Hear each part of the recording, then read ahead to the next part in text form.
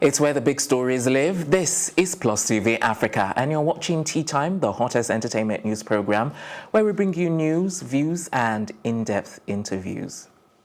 Today, it's not about the news, but about our guest, and as usual, we'll be telling you who that is in a short bit. I'm Tokumbo Tyro, and I'm here with the boisterous duo, Elsie Godwin and Ife Oshunke. Hi, guys. Hey. Good morning. So, my usual, what's new? Okay, I'm probably not going to mention him, but London Bridge fell. Did you see it fall? No. Oh, okay, yeah. You did not see it. Ha. Power. Oh, it was the power. It was the power. Tokumbo, I don't understand how you would not see that video. That started almost everybody's day today. I mean, if you're on social media, you see that. Yeah, but you know, some of us are actually busy, and some of us. Oh, we have seen it. We are jobless. I beg you. Yes. So, what else is new? What else? Okay, I saw a picture of Tari J sitting right next to her star on the Hollywood Walk of Fame. Okay. Yeah, that was really beautiful. You know, so yeah. All right. So, still on surviving R. Kelly. Lady Gaga and Taraji P. Henson are being backlash for their support, even though it's not an official support. Well, people have taken them out of context because I don't know exactly what Taraji said, but she's also involved in this, and she has been dragged like was it Lady Gaga? No, it wasn't Lady Gaga. That was Erykah Badu. Erykah Badu, Yeah. yes. Erykah Badu and Taraji P. Henson are being dragged at the moment. So I would love to go and check out what Tari J said to be able to say something.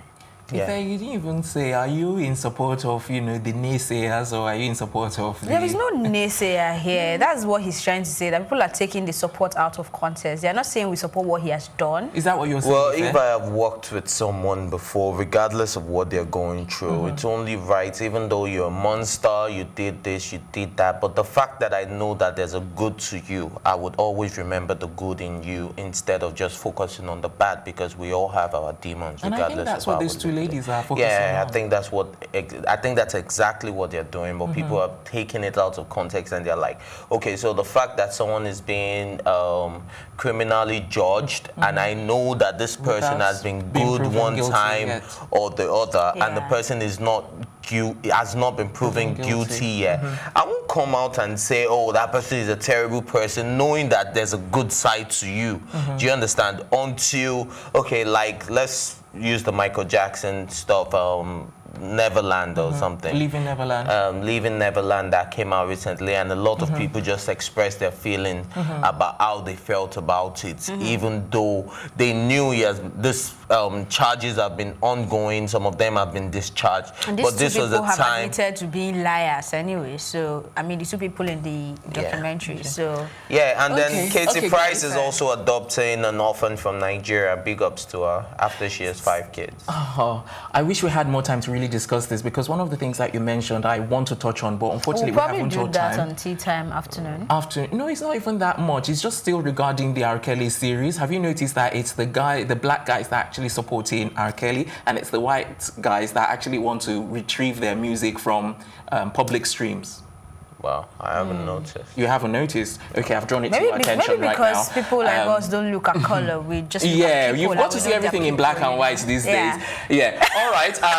Before we introduce our studio guest, we're going to take a quick break. When we come back, we'll be introducing our studio guest. We'll be telling you who he is. We'll be telling you all about him. That will be taking place right after this break.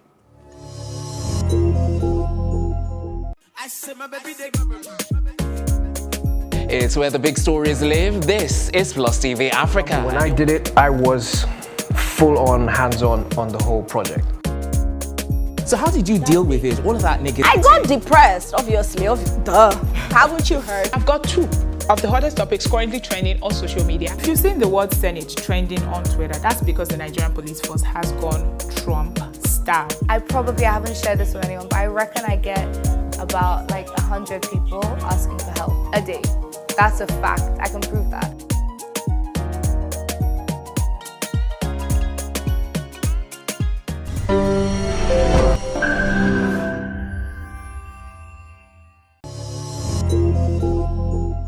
Welcome back. You're watching Tea Time right here on Plus TV Africa. And it's time to introduce our studio guest. He's a graduate of mass communication and started writing for newspaper columns and journals from a tender age. He has worked with various production outlets, including Lagos Television, R2 TV, Mnet, Film One, Star Times, to mention a few. He has also been a script editor and writer for Africa Magic's My Flatmates and Hustle. Some of his short films have been selected for over 30 film festivals, locally and globally. His works are usually themed around love, betrayal, depression and death. He's currently working on his debut feature film titled Dear Ajayi and more. And just to give you an idea of some of his ambitions, he'd like to be for cinema, what Shakespeare was for theatre, what Karl Marx was for politics, and what Sigmund Freud was for psychology. Born Damilola Orimogunje, I hope I said that well. Let's all make welcome Nollywood producer, director Dami Orims. Welcome. Thank you. Okay, did I say that well? Because no, I think you should tell me again. Thank you very much. That's the transition. Yes, Did thank she you. say it well? Yoruba guy, man. Sorry, am I? Yes, you are. I am. Seriously? Are they the only ones that bet that? Yes. Anyway, Dami, welcome to the show. Thank you very Welcome much. to Tea Time. Thank you. Okay, so now, with all of the accolades that we've given in your intro, one would think, or one would have thought that, you'd be in your 40s, 50s. Wow. I don't know, but you can correct me if I'm wrong. How did you get all of this, within a short space of time and still look this young? Yeah, I get that a lot. Like most people tell me, oh, I think we should ask you, how old are you? wow, I'm Should we? late 20s. Okay. Late 20s. Yeah, but most time when I tell people that age or when they see me, they are surprised because they feel like I should be in my 40s. But I think I knew what I wanted to do earlier. So I started very early, and I think with a couple of people around me and then good hard work, I was able to really, really go for what I wanted to do. So it's quite easy to actually go around, do the work with people I've worked with, and then achieve the little things I've achieved. And you've always known what you wanted to do from the get-go anyway, I think, or did that come about later? I actually wanted to do film from uni. When I was in uni, like my second year, I knew I wanted to do film. Okay. But, and that was like maybe six years ago. Okay. 6-7 years ago. So since then, I've actually been on the thread of filmmaking. So I've been putting in the work and everything. And I think God has just been good for me. All right, since you knew you wanted to do that, you studied mass communication and you majored in journalism, right? Yes. Yes, so why not theater arts or something? Actually, I studied mass comm hoping to become a journalist. I wanted to work in a newspaper company. And that was my your writing abilities? Yeah, because of my writing, because I started writing at a very, very tender age. So I wanted to be a journalist. And so I majored in journalism. I was doing that until I got introduced to cameras, editing studio. That's my school. Then I went to Caleb University. So I got introduced to camera editing and the rest. I loved them. Like I was just intrigued by what I could do. And then I'm like, yeah, I can write stories. I write stories, by the way, then. So I was like, I can write stories for film, because I actually loved watching film then too. So I invested my time in it. I started practicing myself. I was studying journalism, which was supposed to be writing for print, but then again, I was going online, reading about how to write screenplays, how to direct, and then gradually, step by step, I was climbing this. Like I started with writing, then into TV production, then later on I became a director. Okay, so I've seen Mo, Yes. and then I saw a bit of Family. Oh. Okay, so my question is, what is your drive when you're writing these stories? Because it's clear that they have to do with some cause. It has to be about something. I mean, Mo was about social issues. So what is the drive behind that niche? That niche. Basically, I feel as a filmmaker, I feel like I'm given the opportunity to actually tell stories like that really, really relate to people. So most time I really want to tell social issues that people can definitely relate to. And I look around myself and then I look at stories that people want to see, or stories that everyone can relate to. Basically, we're talking about prostitution, we're talking about homicide, we're talking about family style, we're talking about religion, and basically, so those are the things I look at. And most times, growing up, some stories I've heard, I try to put them into. I actually have like different drafts, different stories, but then I look at probably out of 10. Oh, okay, let me tell this. So I pick the best, or the one that actually really, really appealed to me at that moment, then I tell it. All right, so do you have any production that was a personal experience? Wow. Wow. I think your face is saying it all. Yeah. Actually, family, a little bit. Okay. Before then, I knew someone that had that kind of. Family is really about a story of a man who killed his family because of. He was hearing stuff, so we could say it was depressed, mental illness, basically. So I knew someone at that moment who died because of something related. So when the idea of actually doing something like that came to me, I could relate to it because I was close to the person, so I could relate to the story, and then it was just easier for me to do it. What about in the case of Mo? In the case of Mo, not really. Did you know someone No, I didn't know knew anyone. someone that But knew someone I'd else? read in the newspaper one time Okay. about prostitution, and it just, I just felt like, yeah, I wanted to do it. Actually, a friend sent me the script, I liked it, then I reworked it to be what I wanted to be. But sorry to cut it short. Losing My Religion, my latest short film, is actually more relatable to me because I don't know if you've seen it. You were forced into a religion? No, not forced. I think most of us actually could relate to the fact that when you're growing up, most times you are told to go to church, not because you really understand religion, not because you really understand Jesus, but because your parents just want you to go. So I grew up going for videos, going for a lot of church activities that I really didn't want to. I really didn't understand this concept. I understood at a very later stage of my life. So I could relate to that. And then that was like the whole course of the film because the boy was being forced, he didn't understand until he was being molested by the pastor. And it killed him. So what's your take now on religion, because like from the picture that you've painted now, from the get-go, it was like, you were told to do so many things, church-wise, but now that you've done the film, now that, you're older and wiser, what's your take on religion now? Is it something that you see as the opium of the masses, as they say, or do you now have a faith-based religion? Wow. Wow. Okay. Anyways, I feel personally, I'm quite. I would say I'm a religious person. I believe in God, but currently now I question a lot of things. Okay. But still doesn't change the fact that I actually believe in God and I want to serve Him. Basically that. But religion on its own, I feel like it has done a lot in the community. I don't know how to put this, but I feel like it has done a lot of, I don't want to say but it has done a lot of and a lot of good as well. But I feel like basically as an individual, you should understand why you're doing this. You don't just do it because you're asked to or because everyone is doing it in society. You're forced to, exactly. Or because you were brought up yes, in that. because you were brought up to be a Catholic, then you have to be. And then they ask you, because challenges will come and then what would make you stand is basically what you understand about the conviction you have. All right, before we ask you our next question, we'll quickly go on a break, and then when we come back, we'll carry on with our interesting conversation with Nollywood movie producer Damilola Orimogunje, popularly known as Dami Orims. I still haven't gotten it right, but don't you worry. Before the show ends, I'm sure I'll get that name properly. It's tea time right here on Plus TV Africa. We'll be right back.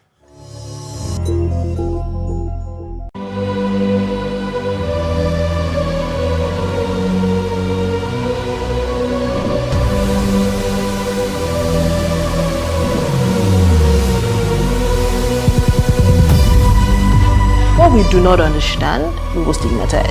What you can see is the remaining of the tanker that exploded. It's also equally confessed.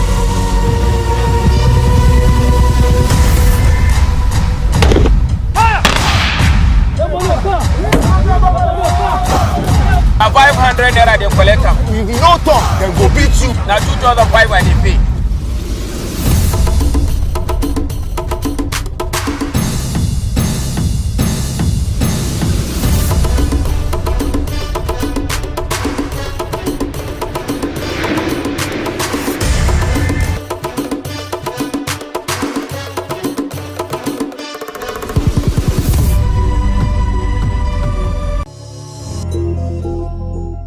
Welcome back. You're watching Tea Time right here on Plus TV Africa. If you're just joining us, we're talking to Damilola Orimogunje, popularly known as Dami Orims. He's a Nollywood producer, Nollywood director as well. Now, before the break, one of the things that you mentioned when we were asking you a few questions, you were talking about movies generally. So I wanted to get your take on Nollywood in the present state and, Hollywood as well. In fact, let me just summarize this question by saying your top 3, Hollywood movies and your top 3 Nollywood movies at the moment. Top 3 Nollywood. Let me start with Nollywood. I really liked 76. I won't say this year. I really liked 76, and I liked 93 Days. And then I'll show you back. I'm a big fan of Tunde Kilani. So I'll just tell you the whole filmography of the later years of Tunde Kilani, or the earlier years of Tunde Kilani, my favorite. Okay. Then Hollywood. Yes. I'm a big fan of Terrence Malick, I'll say Tree of Life. Tarantino, I would say Inglourious Bastards. Then I would say... Classic. Well, I'll just say Nolan, Inception. I'm more of a foreign cinema person. Okay. All right. So I'll take you back to Mo, because that's like your award-winning short film. Yes. And we had Nkem Marchie on the show sometime last year, and she spoke about blacklisting in Nollywood. Now that's one. Also, Mo is focused on transactional sex, which Fowles is currently being backlash for and is addressing it. Now, I'd like to get your take on transactional sex and the issue of blacklisting in Nollywood. Does that really exist? Let me start with blacklisting. I've heard it so many times. I personally haven't blacklisted anyone, but I get it most times it happens with actors, even sometimes with directors. Probably people don't like what you've done before on a project, or they just feel like this person's vibe is not what I really want. So most times, basically just when you hear people saying, oh, don't work with that person, this person is a diva, don't work with that person, this person is going to give you these issues. I think it exists, but like I said, I'm not part of nobody. I don't think anybody has blacklisted me, and I haven't done that to anyone. Then about Fowles, transactional sex, I think yes, definitely exists, and my take basically would be like Fowles was saying. I think I don't like it. I think it's wrong. I would say, I'll put it this way, but I'm not going to shame just one person like Fowles is doing. I feel like the lady is wrong. I feel like the man is wrong. Like, I mean.